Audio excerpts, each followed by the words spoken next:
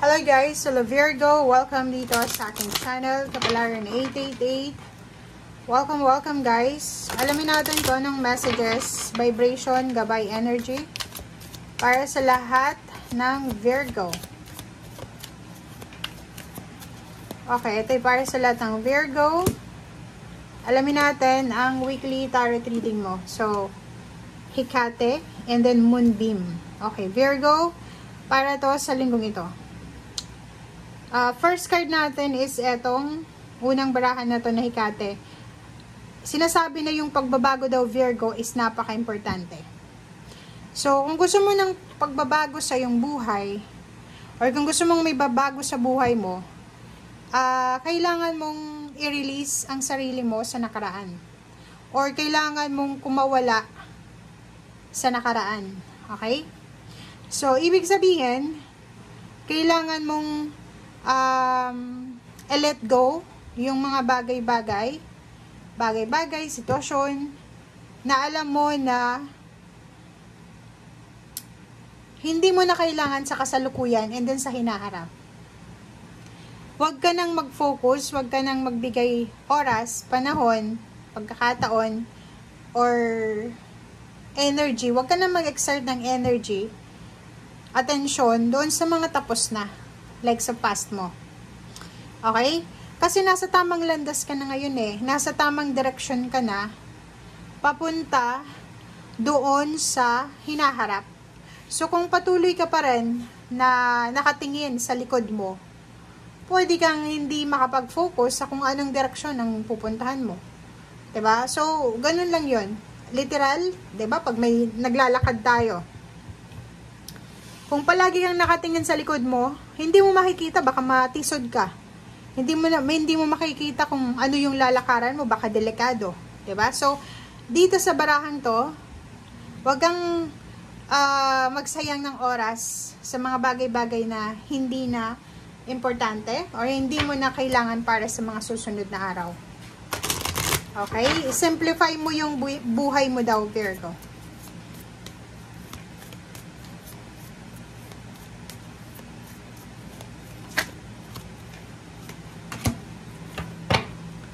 Okay, achievement. So, nakikita natin dito, Virgo, na may iba sa inyo dito na posibleng nakaranas kayo ng grief, ng sadness, or ng nawalan ng yung iba. Pwedeng nawalan ng trabaho, nawalan ng kapamilya, nawalan ng relationship, or kung ano man to na nawala sa buhay mo. Siguro for the past few months, or pwedeng nawala yung pangarap mo, or nawala yung motivation mo, or ano pa man. But sinasabi ng bara sa'yo dito na ano man itong nawala sa'yo, merong nakatago dito na biyaya.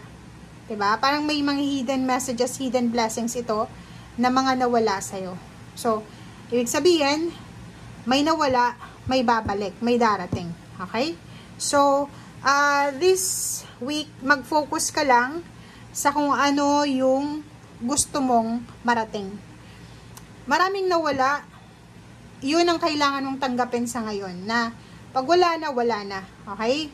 Wag mo nang balikan pa, and wag isipin mo lang na ang lahat may rason. Lahat ng dumarating, lahat ng nawawala, lahat ng nangyayari dito sa mundo ay may dahilan. So, kailangan mong mag-move on. Pilitin mo ang sarili mong makapag-move on. Mag-focus ka sa kung ano yung dapat bigyan ng focus sa ngayon.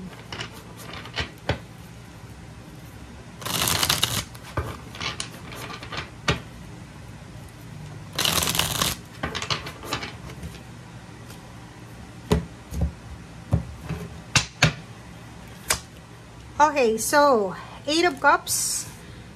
Nakikita natin dito guys na may mga iba sa inyo na nag-iisip na lumipat ng bahay, lumipat ng trabaho, lumipat ng negosyo, umuwi sa kanilang probinsya, umuwi sa kanilang bansa.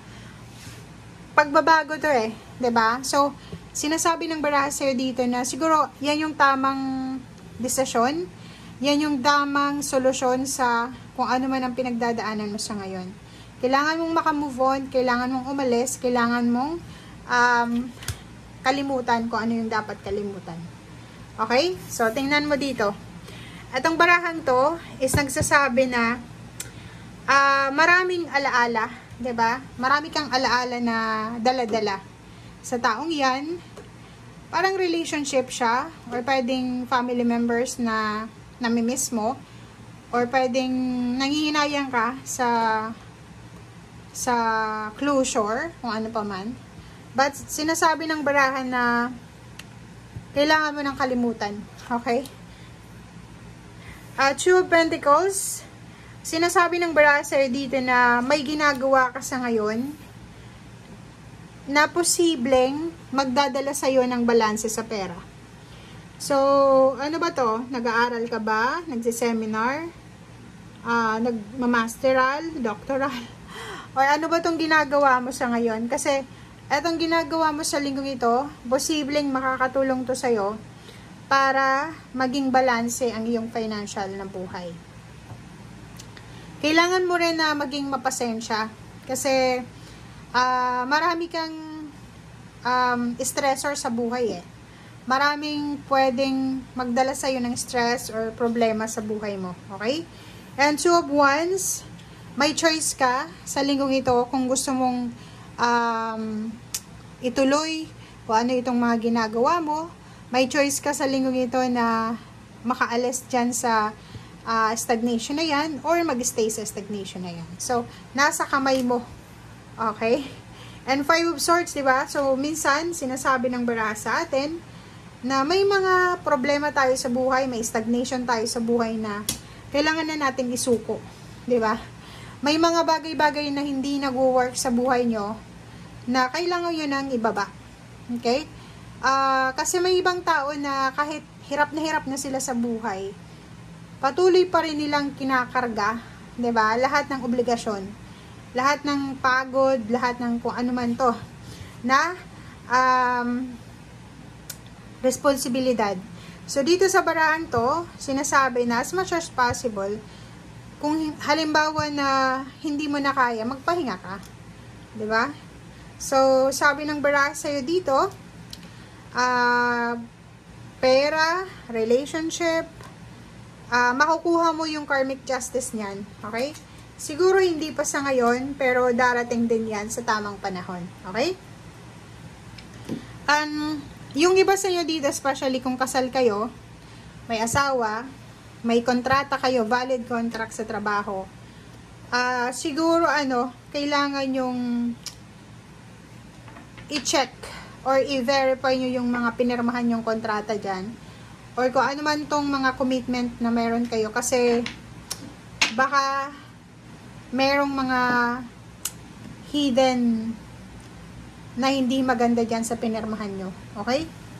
Dahil kita ko sa'yo dito, maraming mga taong pwedeng susuporta sa'yo sa kung ano man itong mga pagkukulang na meron ka.